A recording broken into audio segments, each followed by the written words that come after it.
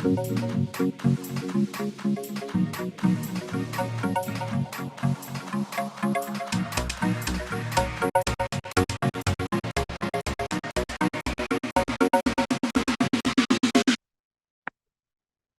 buenas noches y bienvenidos al estudio de una temática sumamente fascinante. Estoy segura de que todos nosotros, como parte de esta comunidad Educate Docente, conocemos muy bien las teorías del aprendizaje. En esta sesión nos sumergiremos en cada una de las teorías, desglosándolas y analizándolas cómo pueden ser aplicadas de manera efectiva en el aula.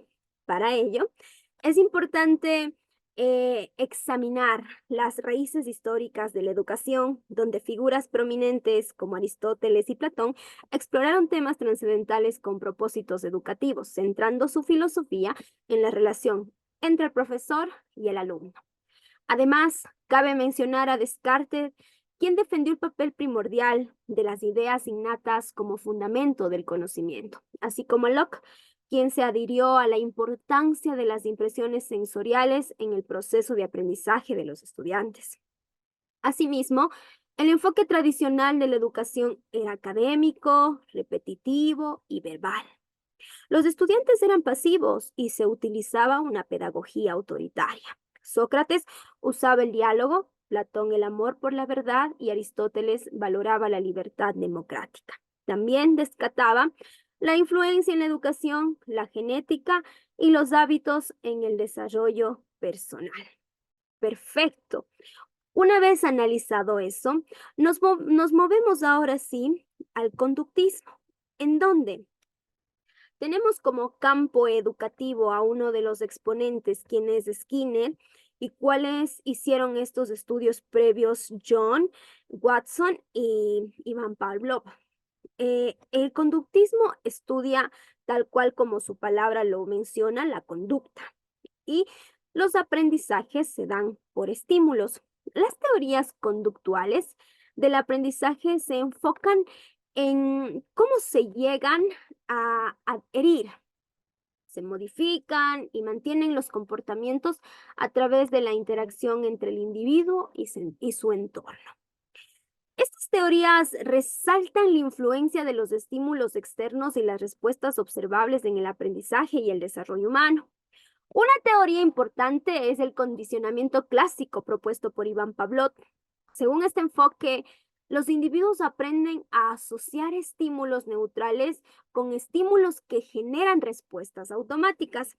Pavlov demostró esto en su famoso experimento que supongo que y espero que todos lo hayamos leído algún momento en nuestra vida, que son con los perros, donde los perros aprendieron a asociar el sonido de una campana con la comida, lo que provocaba que salivaran con el tiempo. El sonido de la campana solo era suficiente para que los perros salivaran incluso sin la presencia de la comida. El condicionamiento operante desarrollado por Edward Thorndike y Skinner se centran en cómo las consecuencias llegan a afectar al comportamiento. Las recompensas aumentan la probabilidad de un comportamiento llegue a repetirse, mientras que los castigos ya empiezan a disminuir.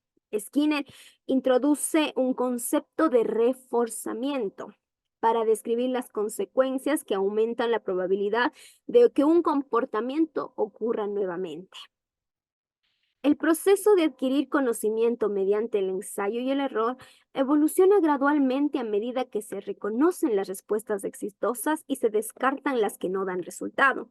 Las conexiones se establecen de manera automática a través de la repetición, sin necesidad de una conciencia consistente dentro del proceso. Asimismo, Skinner, Pavlov y Watson investigan la conducta y sostienen que el aprendizaje se produce a través de los estímulos, abordando fenómenos observables y mediables mediante la experimentación.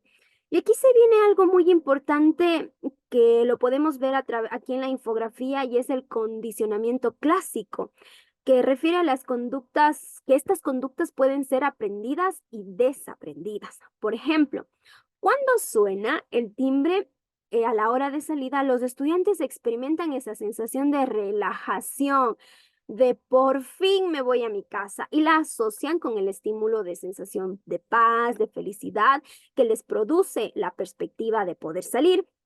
La adquisición se logra a través de la repetición y mayor frecuencia de exposición. Por otro lado, la extinción explica la desaparición de un hábito de temor en el estudiante. La generalización consiste en aprender a generalizar el miedo.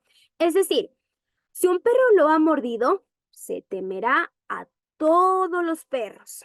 Y la discriminación se refiere a tener miedo únicamente al perro por el que fue mordido, mas no a todos los perros. En cuanto al condicionamiento operante, se aprende a través del reforzamiento positivo o negativo.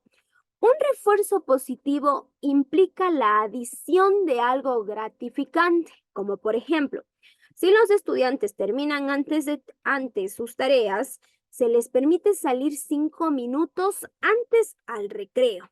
Por otro lado, un refuerzo negativo implica la eliminación de algo desagradable, es decir, aquellos que completan todos los ejercicios no tienen que llevar tarea a casa como una forma de escape o algo que no les agrada.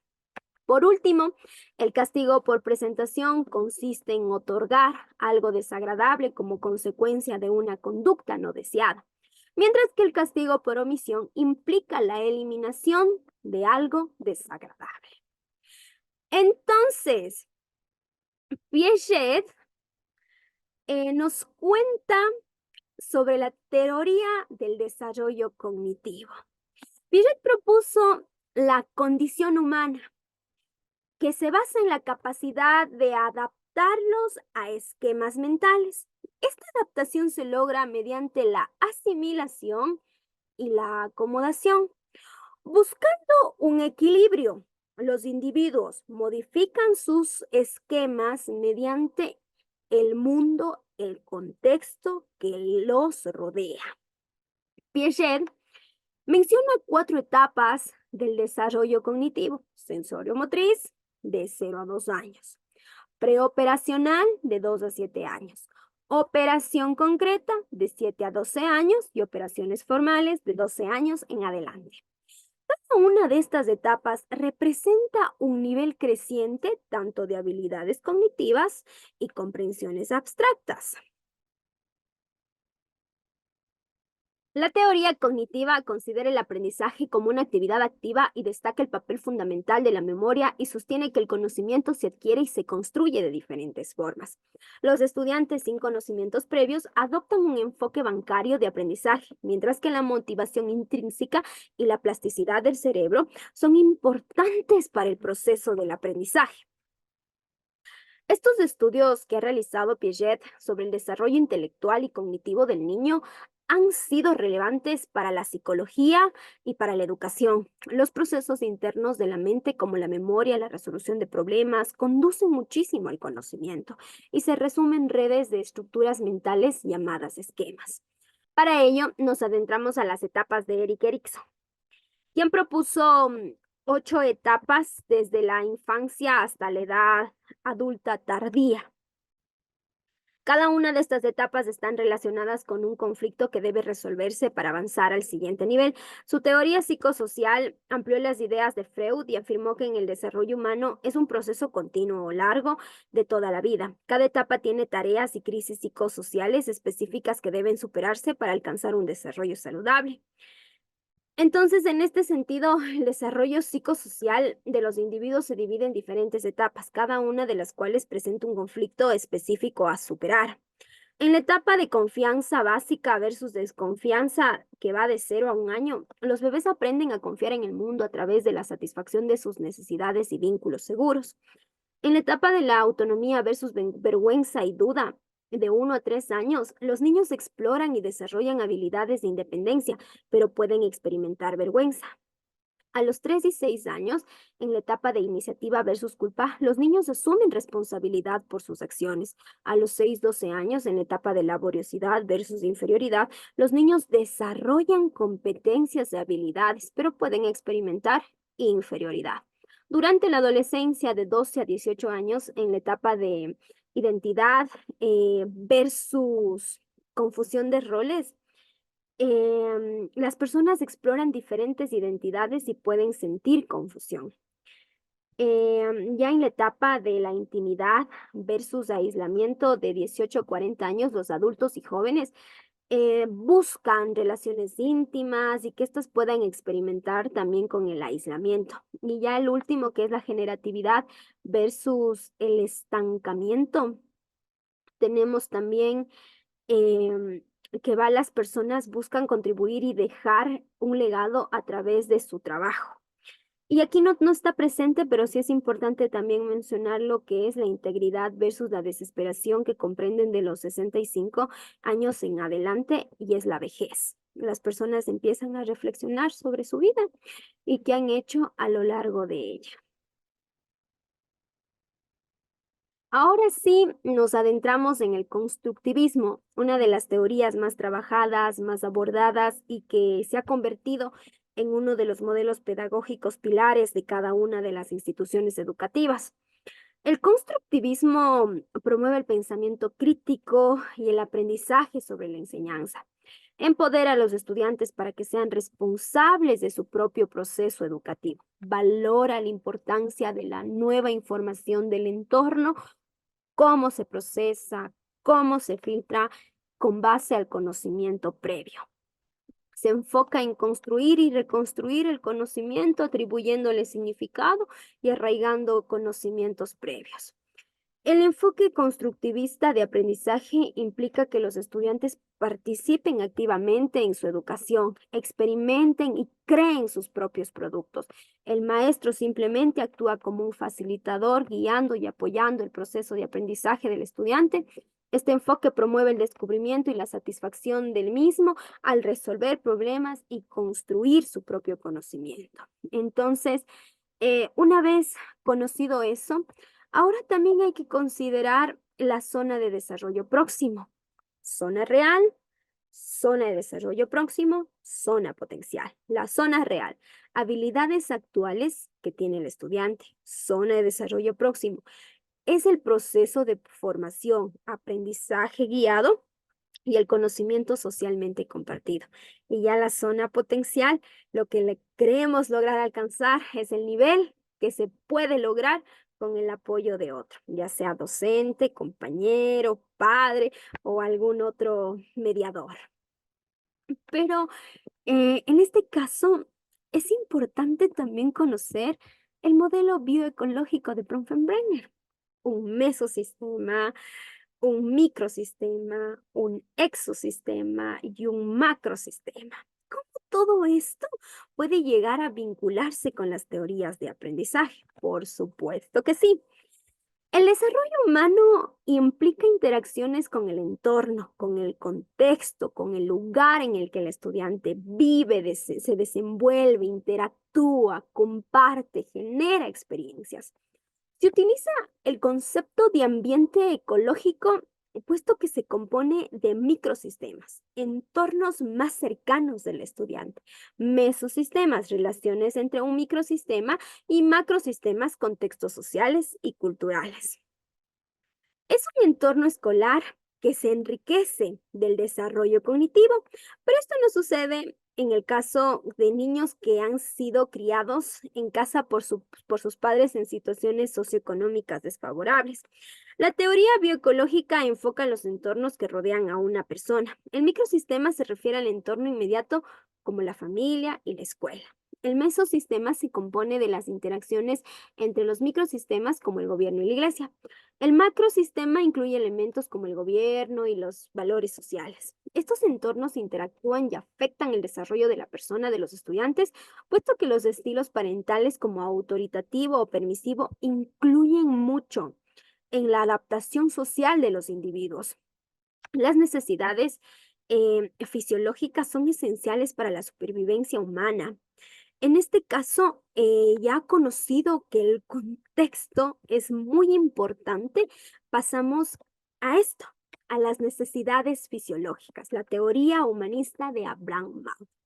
Si yo, como docente, no logro cubrir cada uno de esos escalones en mis estudiantes, es muy, muy dudoso que se llegue a alcanzar la autorrealización.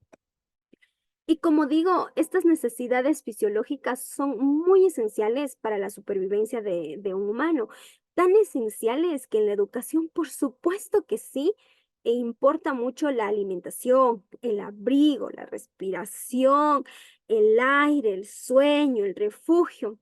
Y por encima de ellas están la necesidad de la seguridad, que influye en la protección y la estabilidad. Las necesidades sociales y de estima están relacionadas con el amor, la pertenencia y el reconocimiento. Finalmente, las necesidades de autorrealización se refieren al desarrollo personal y a la expresión de talento. Estas necesidades son fundamentales para el bienestar y la satisfacción de una persona. La teoría humanista tiene como objetivo principal la búsqueda de la autorrealización de los individuos, de los estudiantes, lo cual implica un desarrollo integral en todos los aspectos de su vida, tanto físicos como psicológicos, cognitivos y afectivos.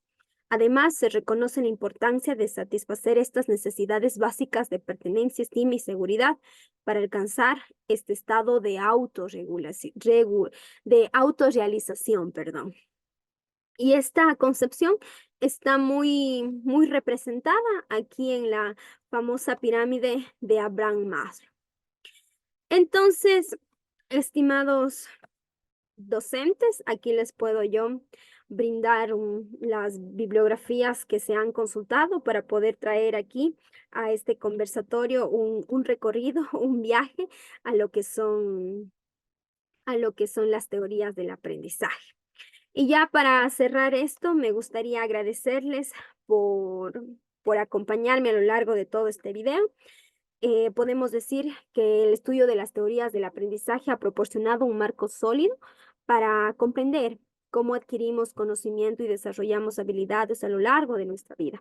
Las teorías conductuales se centran en los estímulos y las consecuencias en el aprendizaje y el comportamiento humano, influyendo estas estrategias educativas y modificándolas al comportamiento. Por otro lado, las teorías cognitivas destacan el proceso mental y la estrategia de aprendizaje en la adquisición de conocimientos. Las teorías de desarrollo de Piaget, de Erickson, brindan perspectivas valiosas sobre el desarrollo humano y la formación de la personalidad. Aunque las teorías de Freud no se desenfocan en el ámbito educativo, han influido en la comprensión de la psicología del aprendizaje. En conjunto, estas teorías han enriquecido la comprensión del aprendizaje y han impactado en la práctica educativa. Y por supuesto que sí, que se pueden utilizar todos estos modelos pedagógicos en diferentes contextos, en diferentes momentos de cada una de mis clases. No satanicemos ninguna de las teorías de aprendizaje porque depende mucho el día, el momento, el lugar para impartir la clase y sobre todo para responder a las necesidades educativas de cada uno de nuestros estudiantes. Muchísimas gracias y nos vemos hasta pronto.